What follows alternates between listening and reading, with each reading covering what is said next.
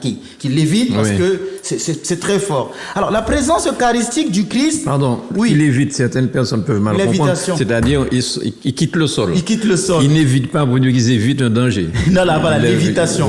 Voilà. Il y a des prêtres, parfois, quand ils célèbrent, ils lévitent. C'est ça. Alors, la présence eucharistique du Christ commence au moment de la consécration et dure aussi longtemps que les espèces eucharistiques subsistent. Dès que la consécration a commencé avec l'épiclèse, la présence de Jésus, elle est permanente. Tant que ces espèces-là subsistent, elle est permanente. Il est là avec sa divinité.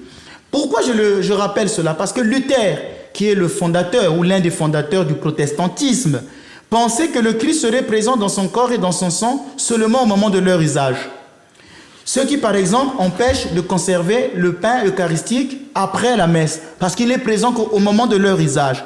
Mais Luther disait cela parce qu'il voulait s'opposer à l'adoration du Saint-Sacrement. Dans l'Église orthodoxe, les prêtres, à partir du XIIIe siècle, est apparu dans l'Église catholique l'adoration du Saint-Sacrement. Il y a l'exposition, il y a la salutation, il y a l'adoration, il y a des processions. Et Luther ne voulait pas ça. Il disait que non, mais le Christ est seulement présent au moment de leur usage. On lui a dit non, cette présence, elle est permanente tant que les hosties subsistent. Tant que le pain est là et subsiste, l'apparence est là, subsiste, le Christ est réellement présent.